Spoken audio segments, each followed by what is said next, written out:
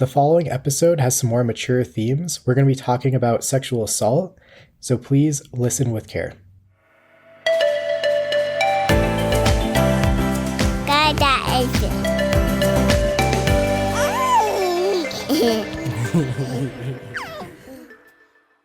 Welcome to Girl Dad Nation. I started this podcast as a dad to daughters and to hear other dads of daughters tell their stories from many different backgrounds, many different ages. And so today's guest is Chris McGhee, and he has 3 daughters. His daughters are a little bit older, which I think is awesome. I love learning from veteran dads like him. And he reached out to me because he had a powerful story he wanted to share. So, Chris, thank you so much for being here. Well, Matthew, thank you for having me on the show. I'm happy to be here and share my story with other dads. Yeah, welcome to the podcast. And yeah, you're doing a lot recently. Tell me just a little bit about your background and just why you reached out to me for a very specific reason. So just share a little bit about your story. Yeah. So as you mentioned, I have 3 beautiful daughters, 26, 22, and 18. And I have a patch of gray hair named after each one of them. And I love them dearly. But being a girl dad is wonderful, and it's challenging. And I guess the story that I want to share with other dads is not exactly a terribly happy one, but it is something that dads, moms and dads, and uncles, and anyone that has a special child in their life needs to be aware of. When my youngest was 15 years old, she was sexually assaulted by a police officer here in York, Pennsylvania, back in 2021. And as with most cases of sexual abuse, he knew us. He groomed not just my daughter, but my wife and I to build our trust and to let us know that he wanted to mentor our daughter and he wanted to help her and be a friend. And eventually, he betrayed that trust and he sexually assaulted her. And I guess our story has several different facets to it, and so the first part of the story is understanding that most of us grow up with this notion of, you tell your kids to be wary of strangers, right? This whole idea of stranger danger. And the simple truth of the matter is that most sexual assaults happen by someone that is known by the family, and they build that trust, and they take advantage of that trust. So it's important for dads to understand that the truth of the matter is you can't protect your child from everything. We press charges, and he, after a year and a half of working with the district attorney prosecuting the case, he eventually pled guilty, received a plea deal to a misdemeanor charge of corruption of a minor. So in the state of Pennsylvania, he received a plea deal to corruption of a minor that he received no jail time. He received no mandatory registration on the National Database of Sexual Offenders. He received 3 to 5 years of probation. And At the sentencing, when I read my victim impact statement, I had shared with the judge, you know, the toll that this had taken on our family, right? So when a child goes through sexual assault, it obviously impacts the child, right? And they have been traumatized, and it's not easy, right? But there is also the trauma that the rest of the family feels. And the guilt that my wife and I felt was significant. And in fact, actually, Matthew, depending on the day of the week, I still feel a lot of guilt, right? I mean, this was somebody that I trusted, that I felt was going to uh, be a good influence, positive influence on my daughter. And so I encouraged my daughter to stay in touch with Officer Palmer, and to use him as a resource, and he betrayed that trust. And so I said during my impact statement that I failed. That, as fathers, our number one job is to protect our kids. And it's hard for me not to tell myself that I failed. And the judge had said to me, he said, "Mr. McGhee, I certainly understand why you would say that." But he said that evil wears a mask. And he said, I had no way of knowing that he was going to do what he did. And while I do agree with that, and again, depending on the day of the week, I'll actually believe that, but I also realize now that maybe there were some things that I should have been more mindful of. I should have been on the lookout for, and those are the things. Those are the behaviors of someone who is grooming our children to take advantage of them and betray the trust. So, yeah. I think it's important for dads to understand that, we want to protect our kids, and we should protect our kids. I mean, that's our number one job, right? But we're at the end of the day, we're gonna give them the tools as they're growing up to be independent, to be strong, to to stand up for themselves. And at the end of the day, there's going to be people that are going to be working against us. And so,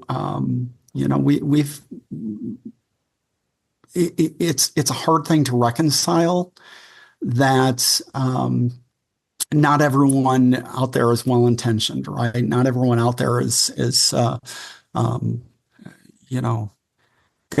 do what's in the best interest of your child, and so, as parents, all we can do is try to equip them to be strong and independent and successful, and if things do happen, that we're there to support them and love them, and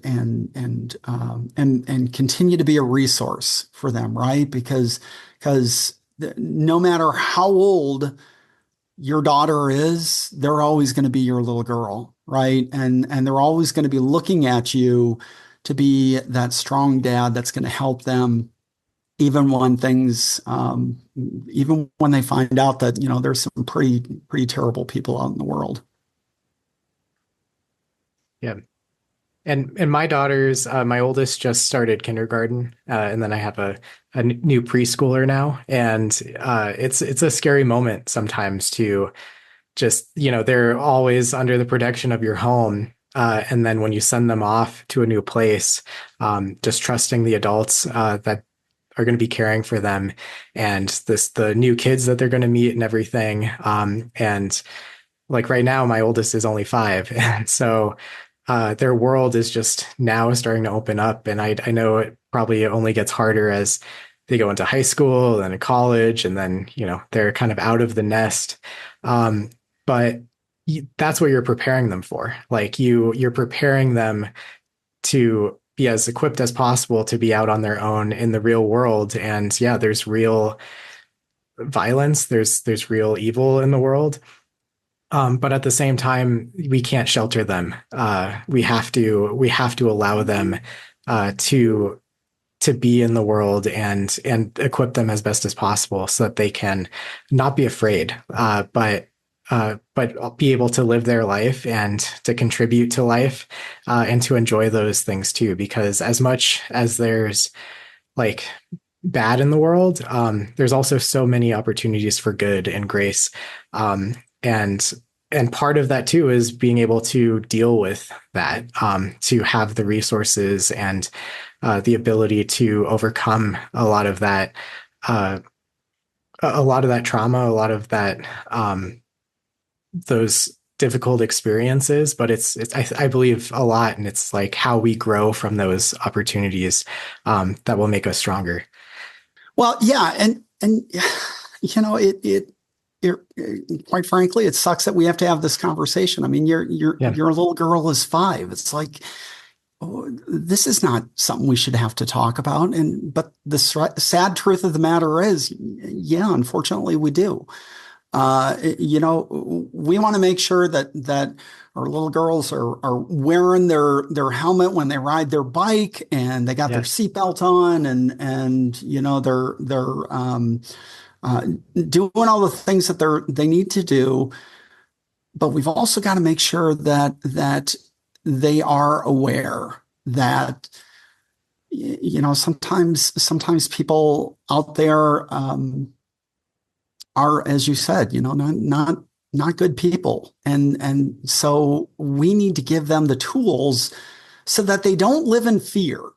We don't want our girls to grow up to be in fear of everyone, but we do want our girls to be vigilant, to have conversations with them about,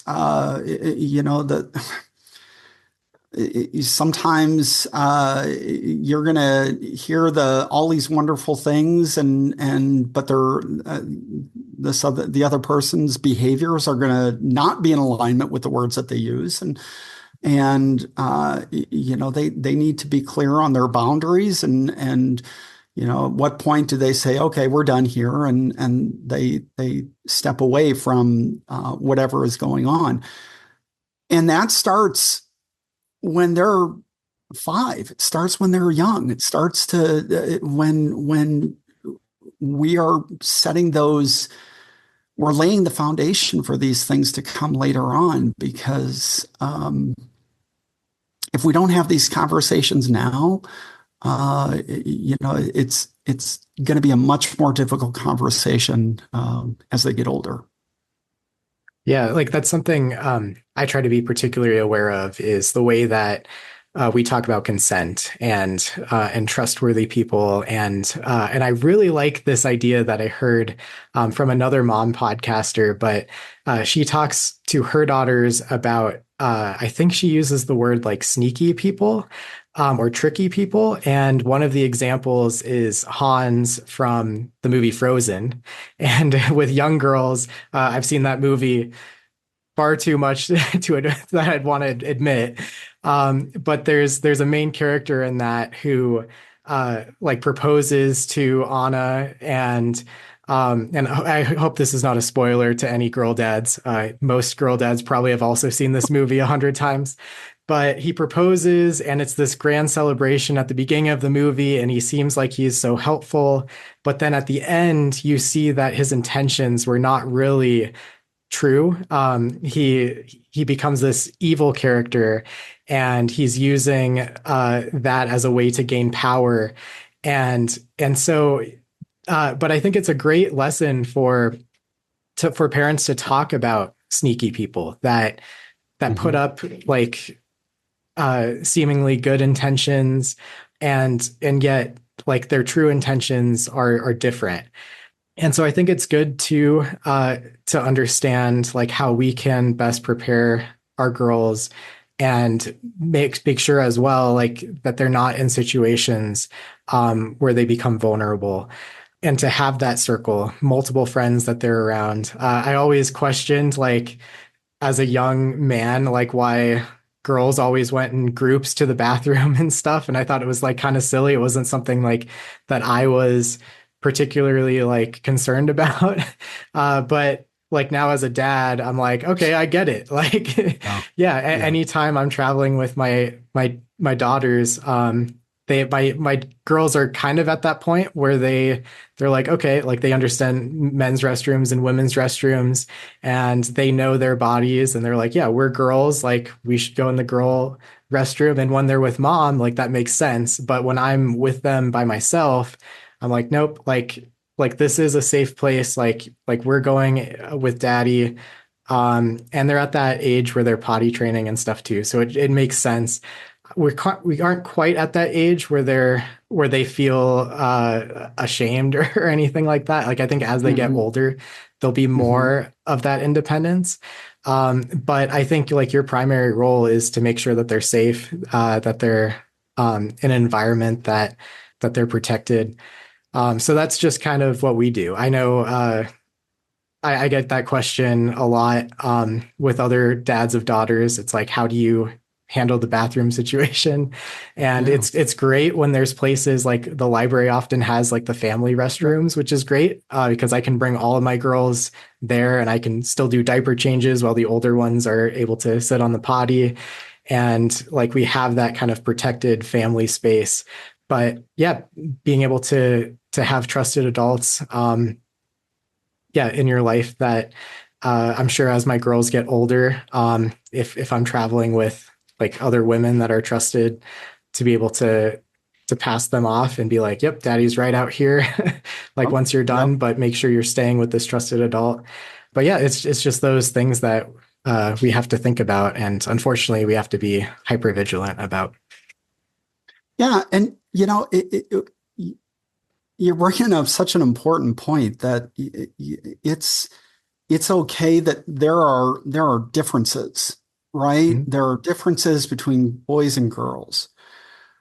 And this is also the time where we can begin to start having conversations and we are not bringing shame to our bodies, right? Penis is not a dirty word. Vagina is not a dirty word. But if we cannot use those words, what we're doing is we're starting to plant the seeds of shame so that as they get older, if someone touches them inappropriately and you've come down on them because they are actually um, wanting to use the word vagina or penis because they're told that that's a bad word, are they going to be really quick to come to you when someone touches them inappropriately? So we Yeah. lay the foundation for these things early on so that it's not a dirty thing. There's different bathrooms because boys and girls have different body parts and they need privacy in these areas, right? But as dads, we're not always comfortable with that, right? I mean, but it's not about us, right? It is not about how we feel. It's about setting our girls up to be strong, independent, and not to be shameful of their bodies, of their gender, that their body parts are not dirty because you want to make sure that you are their first person they're going to when something ain't right. And when someone is pressuring them to and touching them inappropriately, they need to know that they can come to you and you're not going to be coming down on them like a ton of bricks because you're talking about stuff that makes you uncomfortable, right? It's Yeah. not about us, it's about our girls, right? And boy, this is not comfortable. but you certainly don't want to be the last one to know about this, right? Mhm. Yeah, I love that point too about like being able to educate and empower our girls without the just implication of shame that it's like Mhm. these are biological components of us as humans, and to understand that we are made beautifully, and that we're made intentionally, and these things have um like a beautiful nature in the way that we are designed, and for an intended purpose. And my daughters aren't at that age where we've had the sex talk yet. Right, But I sure. know pretty soon, like that's going to come sooner than later. Yep, I yep, can't believe my yep, oldest is already 5, and we're starting to already talk about like body parts and things. But I know like when that happens, like I want to have just open, honest conversations and be able to create a safe space, like free yep, from shame, yep, but also create an awareness of um, like the potential like risks in relationships, and give them the full ability, full autonomy to be able to like have those open conversations, talk about consent, talk about like appropriate behaviors. Um, Again, creating that environment where they don't feel shame to be able to come to mom and dad and talk about those things. Um, yeah, and if we fast forward it to the day when they start dating, and oh, yeah, how much fun that is, right? And as dads, there's this wonderful trope of, we're gonna greet the boy at the front door with the shotgun hmm, and scare him and all that stuff. And here's the problem with that. The problem with that is when things go wrong, when when there is a situation where maybe things are getting a little hot and heavy, and the boy begins to, or the girl begins to pressure.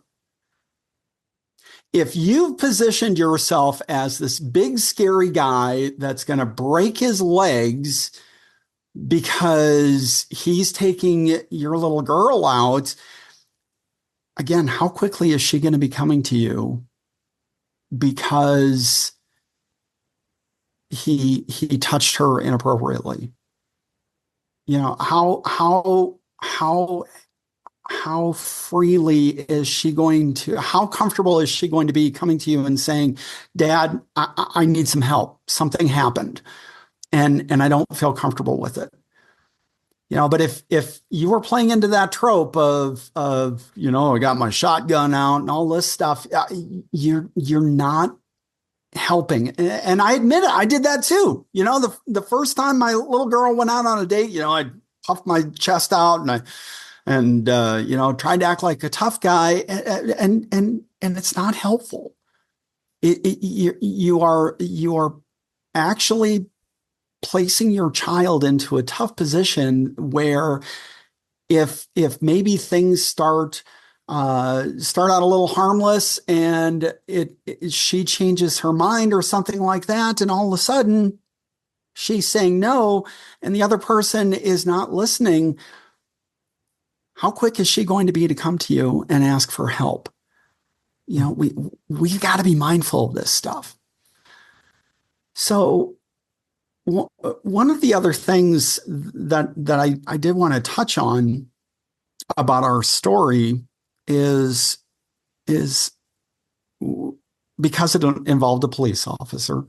Um, it was picked up by the local media, and the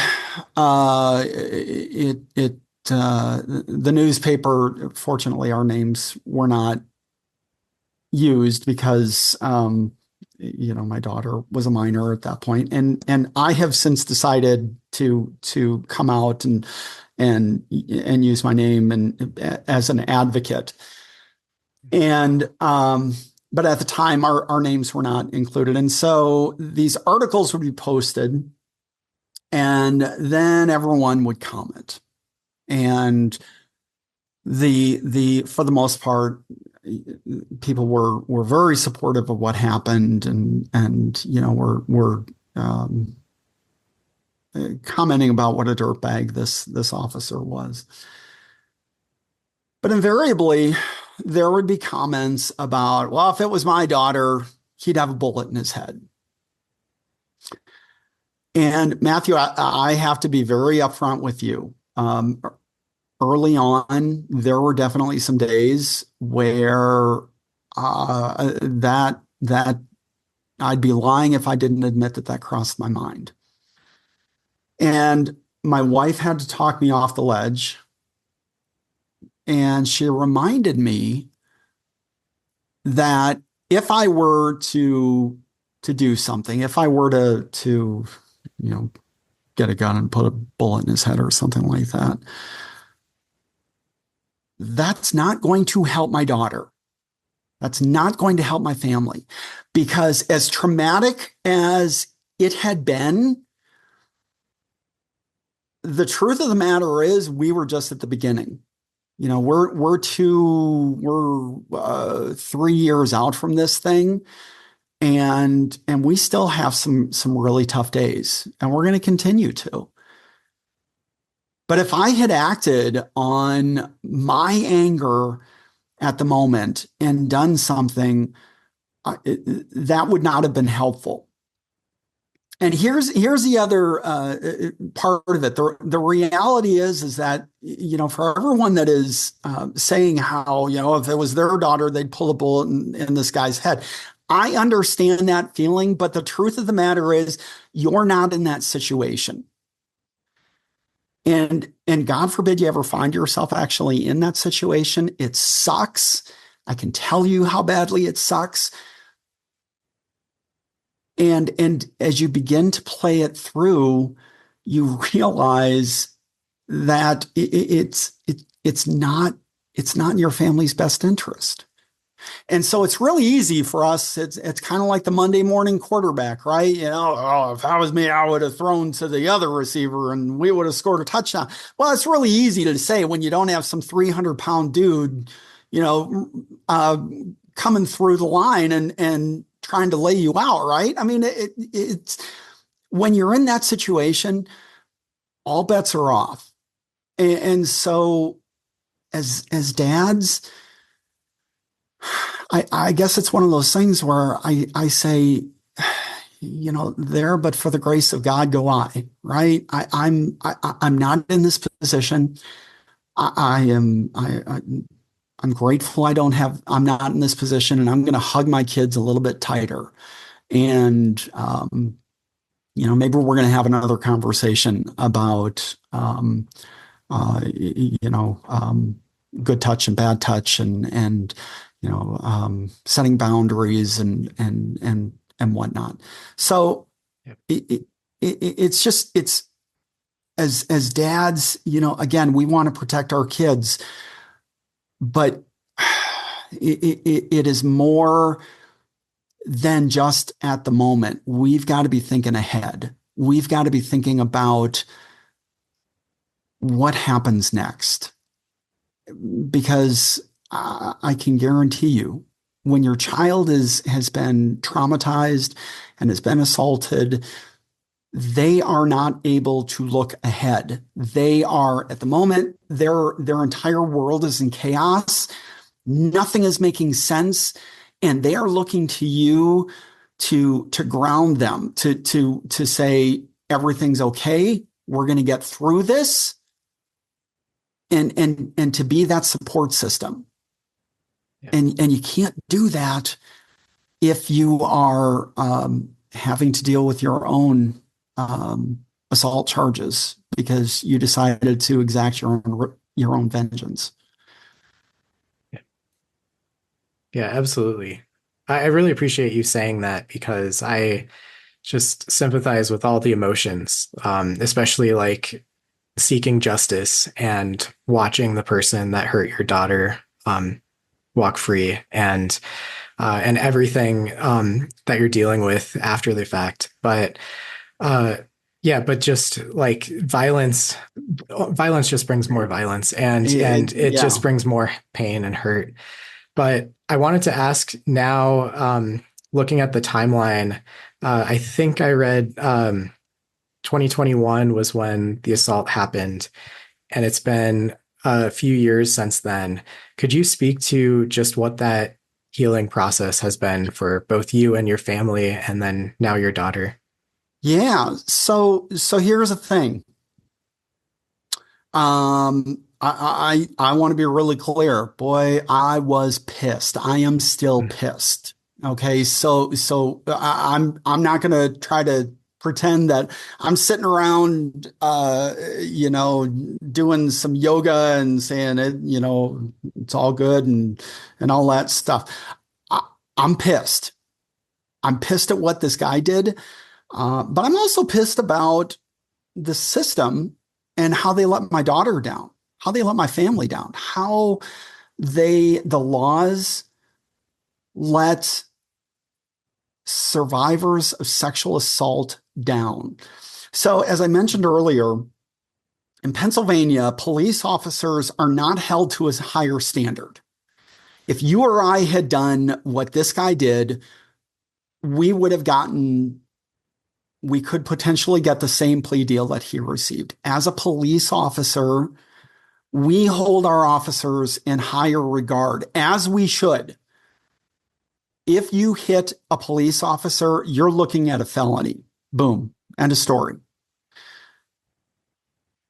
As a result, if we are holding our officers to a higher level, to a higher standard, they also need to be held accountable for their behaviors. He used his position. He used his Mhm. authority. He actually threatened my daughter.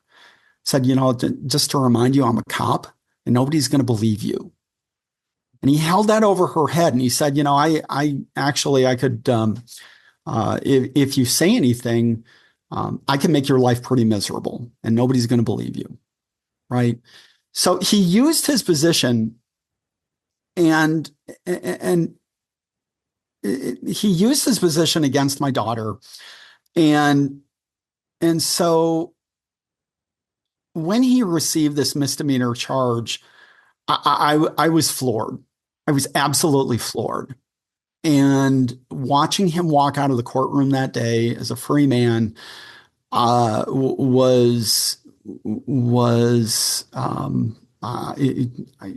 was one of those moments when time just kind of stood still. And actually, right after the hearing, another police officer from the York Police Department approached me, and he told me how sorry he was for what happened. And he said, if you're as angry as I am, and I know you are, he said, you ought to consider changing the law that allowed this to happen. And I thought, you know what? You're right. I hadn't even thought about that. So I did some research and I called up my local legislator and I asked for a meeting. And I laid out some news articles from within the state of Pennsylvania where police officers had received similar charges for similar crimes. And I said, look, I don't know what needs to happen, but this ain't right. And something needs to happen. So my legislator, Representative Joe DiOrsi, went back to his caucus and did some research and he introduced HB 1847. And what HB 1847 does is it upgrades the charge of corruption of a minor of a sexual nature by a peace officer to a felony, and it upgrades the sentencing guidelines up to 7 years of prison. So I am currently working, my daughter and I are currently working within the House of Representatives here in Pennsylvania to get this bill passed. And my daughter has gone, well, continues to go to therapy. I go to therapy. My wife goes to therapy because we need to deal with what has happened. But a great way to deal with trauma is to be of service. Look, HB 1847 is not going to help us. It's not going to change anything for us. He has received the charge. He's received his sentence, and that's the end of it. But another family, I don't want another family, another survivor to have to watch this dirtbag walk out of the courtroom as a free person. And so we are working to change the law to help those people. And so that's been really healing for us to be of service to others, to share our story. We were included in a recent article in the Washington Post, Abused by the Badge. I've appeared on a number of other podcasts. I speak in front of parents groups at churches and PTOs. I'll be speaking at an upcoming Georgetown Day School Summit for Consent, because I want to help other parents through this, to be aware of this. And so that's been really healing for us, right? And that looks different for everyone. Again, I'm pissed. And being pissed is okay. I will never tell a father, hey, don't be pissed. No. You should be pissed. But it's what we do with that anger, right? It's how we channel that. We want to do something constructive. We want to we want to change the laws. We want to advocate. We want to find resources, whatever that is. You don't necessarily have to go changing laws to show your support for your child or a loved one who has been through this. But you do have a responsibility to show your support, and that support is going to look different for every single person. For me, it's been advocacy, and that's been really helpful. Look, I still have some days where it ain't so good, and there are some days where I'm just kind of pissed at the world, and I expect I'm going to continue to have those. But I fortunately I have more days where I'm like, we're gonna take this situation and we're going to turn it into something positive to help somebody else, so that somebody else is either doesn't have to go through it, or knows that they're not alone. Yeah. And that's what we want to do. Well, Chris, I really admire that response. And I think, as you mentioned, like there could be many number of responses. And I think like in anger, like one of the first responses could be like revenge. And what I love is that like you are leading by example. You are being like in many ways like the bigger man in this, and the father that your daughters are looking to, the present father that is fighting for them, not just fighting against this perpetrator, but like you are choosing the path of change and not just revenge. Like revenge temporarily will maybe satisfy your like initial rage, but what I love is that you recognize that your story, although it's that of pain,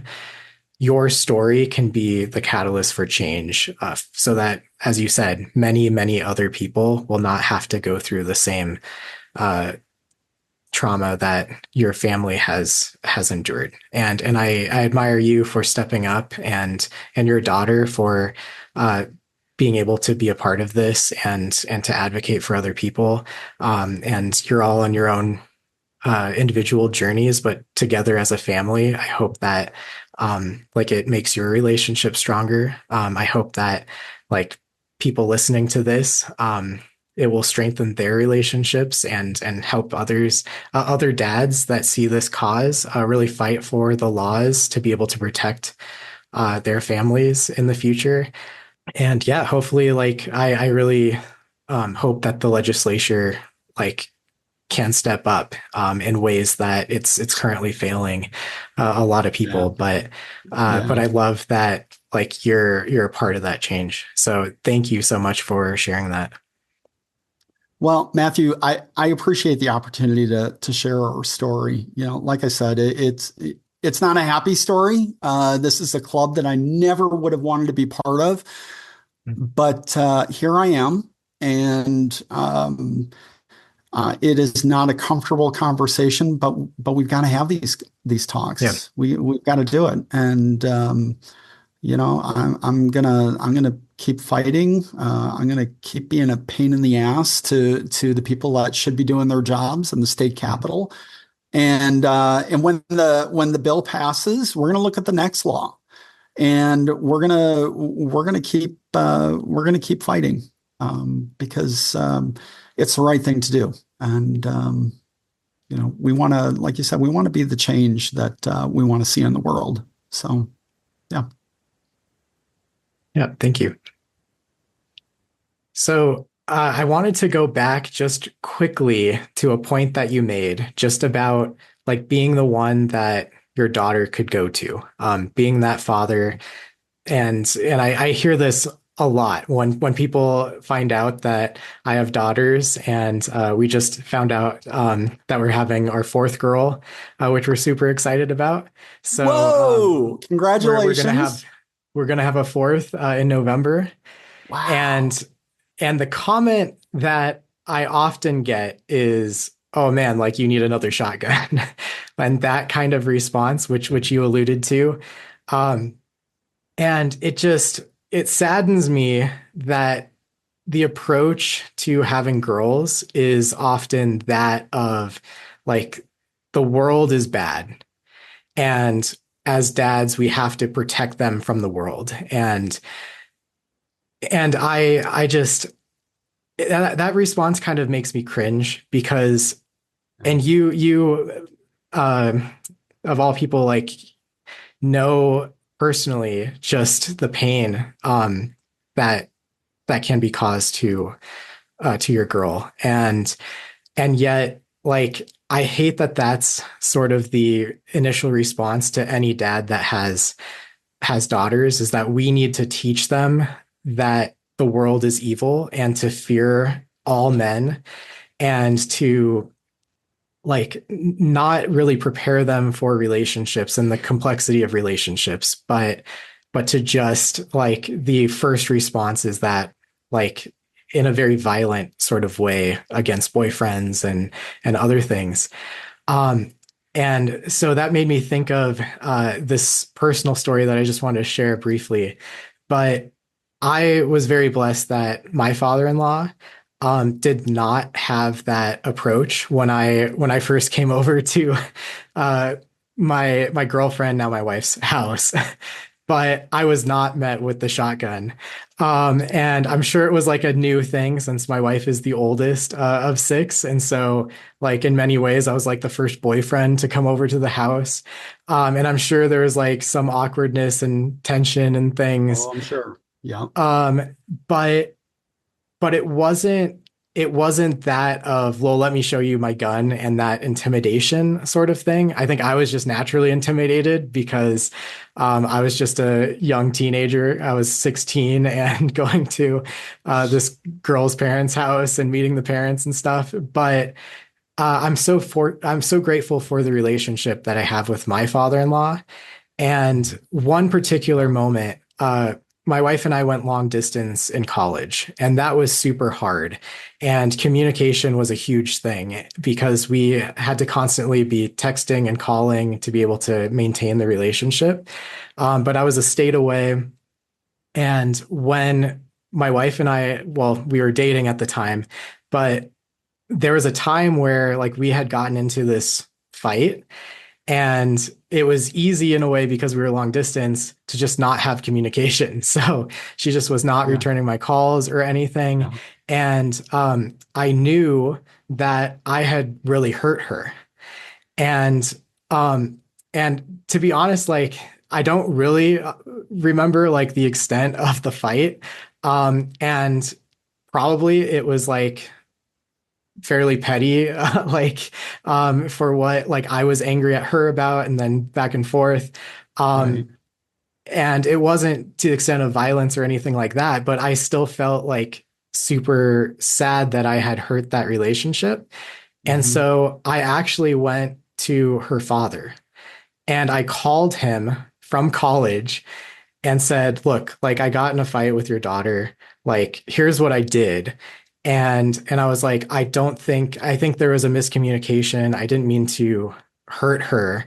But I deeply care about her, and you have loved her all these years. Like, you know her as well as anyone.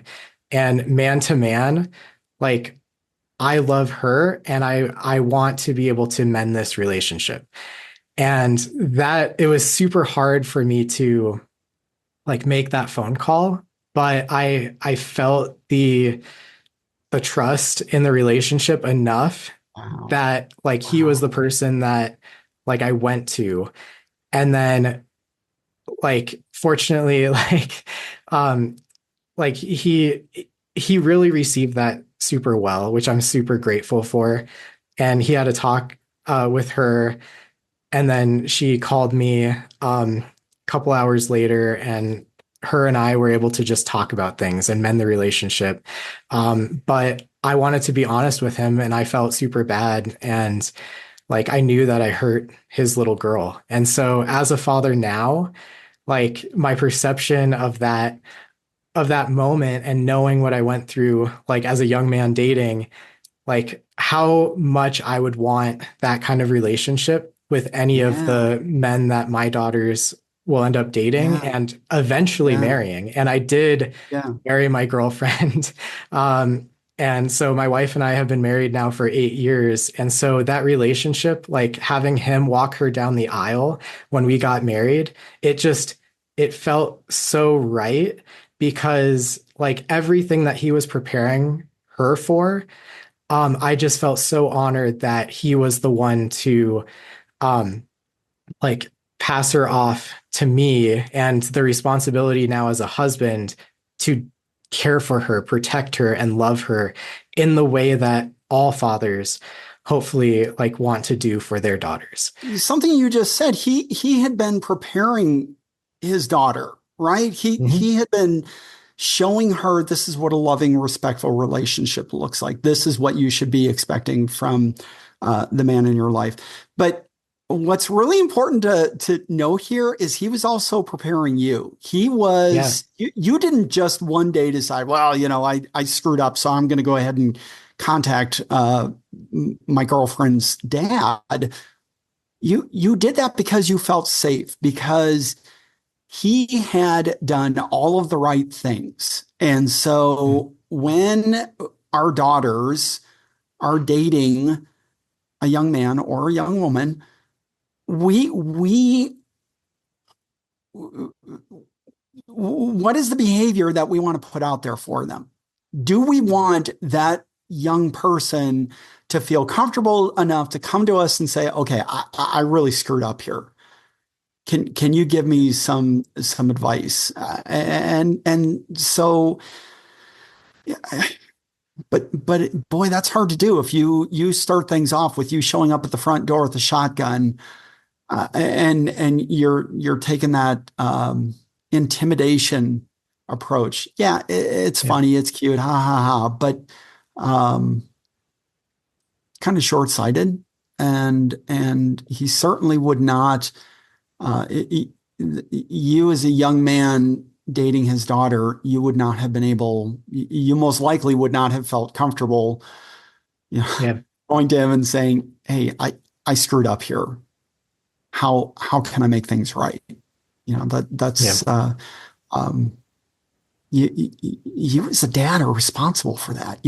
We've got a model of behavior that we're looking for these young people to what we want to see in them, right? We've got to be the ones to go first. We have to model that. I can't expect my daughters to be strong and speak up for themselves if I'm not willing to do the same and do it in a respectful manner, right? So good on you. Yeah, Wow. absolutely. Thank you. Wow. Yeah. Yeah. Yeah, that's a story that's stuck with me. And I'm so grateful for that opportunity now. Like we still have a really good relationship. And it's really cool too, like now that he's a grandpa to my kids, Yeah. like that it's Yeah. like to be able to share those joys and like know that that love like extends to his daughter and now his grandkids. And it's like, okay, Yeah. we are like, here's you've entrusted your daughter to me and in some ways like now it's like I'm both a husband to his daughter, but also like responsible for his grandkids too. Yeah. Um, Yeah. You're that and it's male like that's the influence. blessing, Yeah, yeah, that's come through absolutely. that trust and everything. So yeah. Wow. Good on you. That's awesome. Um, But Chris, I know we're almost out of time. So I just thank you so much for sharing your story. I thank you for being an advocate, for speaking up, for being that present father. And I hope that like your story will continue to inspire others, be able to make change. But I want to give you an opportunity before we sign off to just give a direct message to your daughters. I pretend like I'm not here, but I love to end these episodes. Just dad to your daughters. What do you want to say to them? Here's the one thing that just makes me crazy when they do this. Do not apologize for everything, right? We apologize when we drop the ball, when we make a mistake, but do not apologize because you're asking the barista at Starbucks to remake your drink because it's incorrect, right? That you can say it with respect and you can ask nicely, but don't apologize for everything, right? Don't you it's okay to say pardon me, excuse me, can you help me out here or something like that, but you do not need to apologize for everything that happens that you need to call something out for. Be strong. Do not be apologetic for being you, for having your boundaries, and I guess the only other thing that I would say to my girls, and I say this to them pretty much every time they leave the house, is don't be a knucklehead and make good decisions. So, which is I think I think what we all strive for as human beings, right? So, yeah. Thank you. Thanks, Chris. And I want to thank all of my audience at Girl Dad Nation. Thank you for listening to these episodes. If this episode has had an impact on you, please share it with a friend, like and subscribe, and drop a review. The reviews really help me to get the word out. And yeah, if you have a story to share, you can reach me at Girl Dad Nation on the social media platforms and also Girl Dad Nation podcast at gmail.com. And then, Chris, please tell me where people can reach you. Yeah, I've got a website, and so you can find me at www.chrismcghee.com. It's just ChrisMcghee.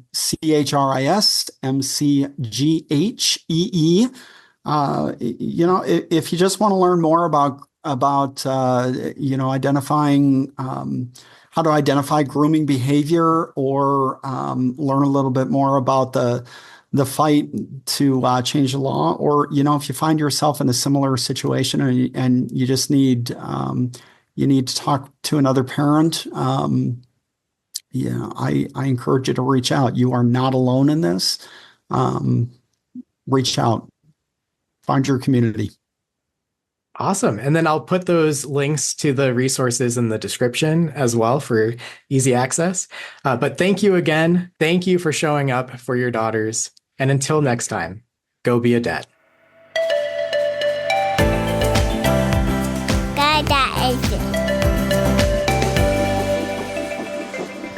Ai phải giờ đây?